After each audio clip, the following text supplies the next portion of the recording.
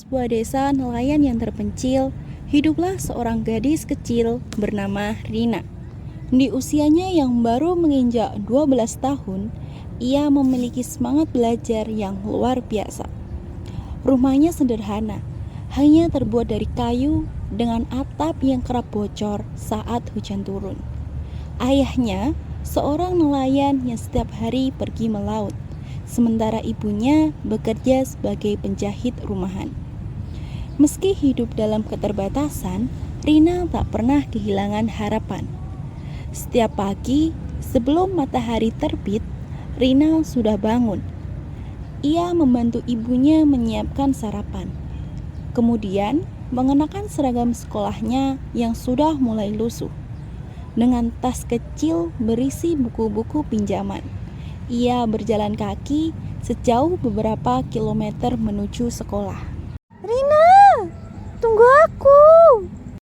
Ayo, kita harus cepat. Aku tidak mau terlambat. Sekolah mereka jauh dari kata layak. Dindingnya sudah mulai retak, kursi-kursi sudah mulai rapuh, dan papan tulisnya penuh coretan kapur lama yang sulit dihapus.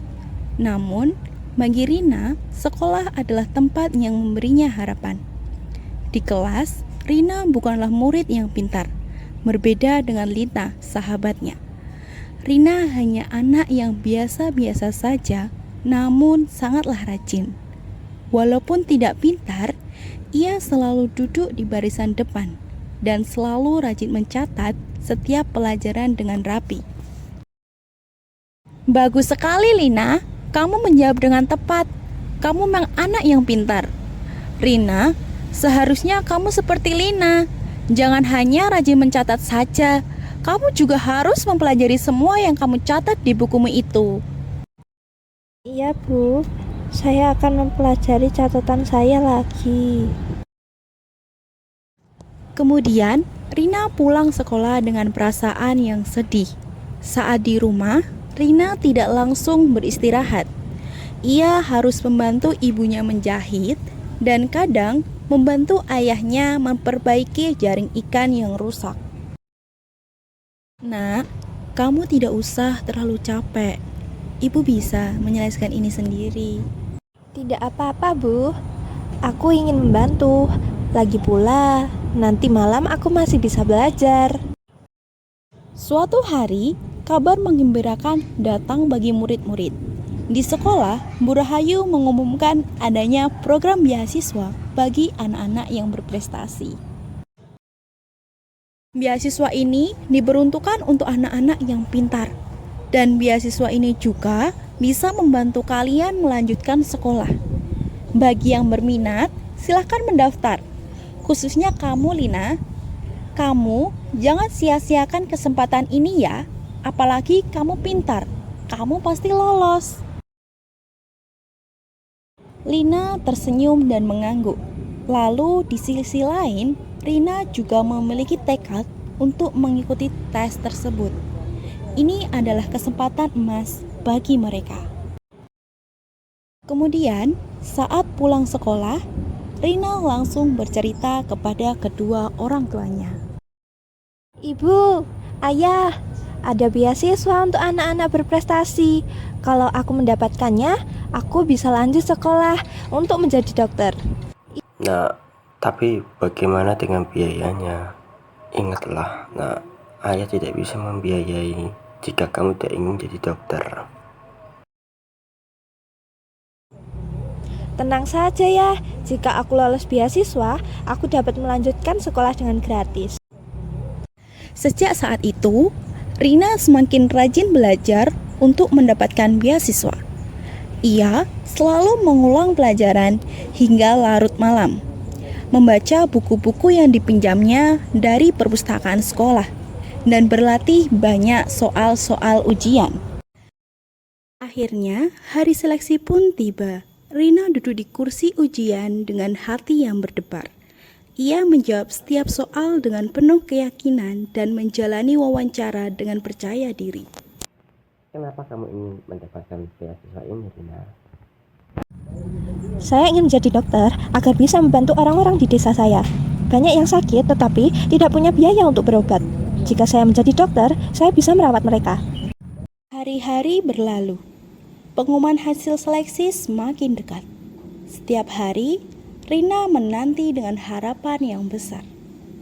Hingga akhirnya, saat tiba di sekolah, ia melihat daftar nama penerima beasiswa yang ditempel di papan pengumuman.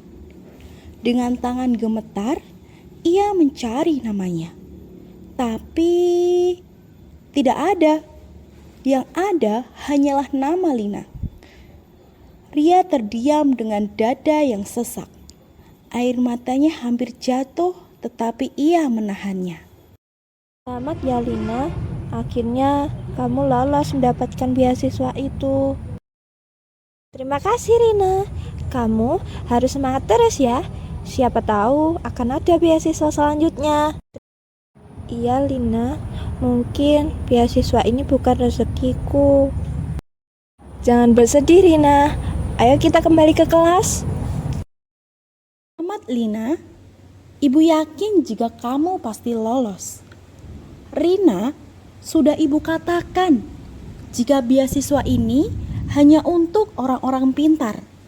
Sadarlah Rina, menjadi dokter itu adalah hal yang sulit bagimu. Apalagi kamu tidak sepintar Lina. Jika kamu hanya bermodal rajin saja, itu tidak cukup. Kamu juga harus pintar seperti Lina. Jangan bermimpi kamu bisa menyaingi Lina hanya karena kamu rajin belajar saja, tapi kemampuan otakmu hanya di bawah Lina. Lihat buktinya, kamu gagal saat tes ini. Kemudian, dengan langkah gontai, ia pulang ke rumah. Di depan pintu, ibunya menyambutnya dengan tatapan penuh tanya. Bagaimana nak? Aku tidak lolos, Bu. Sudah nak, jangan bersedih. Mungkin akan ada kesempatan lain untukmu. Malam itu, Rina menatap laut dari jendela kecil kamarnya. Ombak berdebur pelan seakan berbisik kepadanya untuk tetap berjuang. Kemudian ia bertanya di dalam hatinya. Apakah impianku ini terlalu tinggi? Namun, beberapa hari kemudian, secercah harapan kembali datang. Di mading sekolah, kembali tertempel informasi beasiswa untuk menjadi seorang dokter. Melihat hal itu, Rina seketika terkejut dan semangatnya kembali membara. Ia yakin bila beasiswa tersebut bisa menjadi kesempatan keduanya untuk menjadi seorang dokter.